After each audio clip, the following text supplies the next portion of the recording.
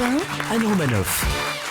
Didier Porte, ce matin, je vous sens très solennel. Je crois que vous allez nous parler d'une nouvelle affaire Dreyfus. Je vous demandais un peu de silence, s'il vous plaît. un peu de dignité, si tant est que ce mot ait un sens pour vous. C'est nous qui brisons les barreaux des prisons pour nos frères. Rien ne va plus. La haine à nos trous, c'est la faim qui nous pousse la misère. Il y a des pays où les gens au creux des lits font des rêves. Ici, nous vois-tu, nous on marche et nous on tue, nous on crève. Ça va durer combien de temps? Des applaudissements, s'il vous plaît, merci. Là, non seulement le jury ne se retourne pas, mais il est déjà parti dans une autre pièce en courant. Permettez-moi, Anne Romanoff, de dédier ce couplet du chant des partisans que je viens d'interpréter avec humilité mais brio à un camarade outragé, brisé, martyrisé, mais bientôt libéré, j'espère, grâce à notre mobilisation et à votre générosité, mes chers collègues.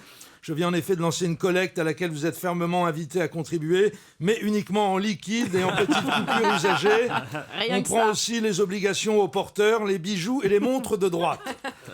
Comme vous le savez tous, hier, un jeune homme sympathique, jovial et bon vivant, comme son papa, d'ailleurs tous les deux se ressemblent comme deux ordonnances de placement sous mandat de dépôt, un garçon dynamique au sourire pétillant de sincérité et à la dentition étincelante de désintéressement, j'ai nommé Alexandre Balkany, 36 ans, a été jeté dans un cul de basse-fosse de la République, ou prétendu-elle, sous un prétexte que je n'ose même pas formuler tellement il est grotesque, blanchiment de fraude fiscale.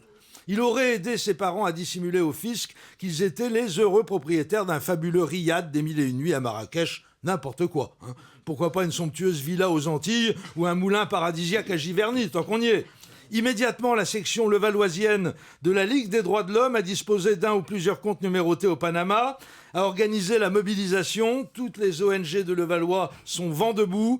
Le Secours populiste, Pognon sans frontières, la Ligue contre le racisme anti-riche, Escrocs du monde, tous sont sur la brèche. Il faut sauver le petit soldat Balkany.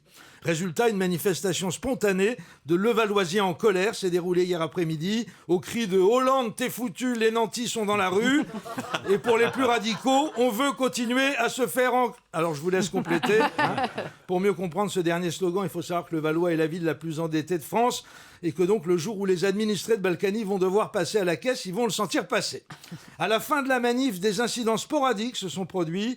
Des petits groupes très mobiles, composés de robustes retraités en manteau de fourrure et de gendarmes mobiles grossièrement déguisés en CRS, se sont livrés à diverses dégradations. Plusieurs Vélib ont été incendiés, ainsi que 2 trottinettes de bobos de gauche et une automobile de marque Dacia.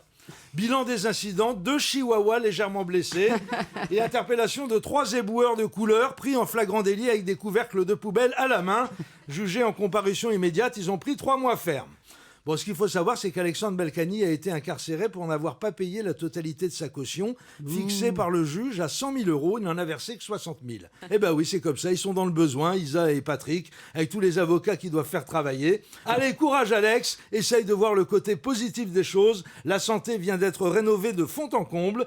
Il y a peut-être quelques opérations immobilières bien juteuses à réaliser sur place. Profite que t'es dans les murs.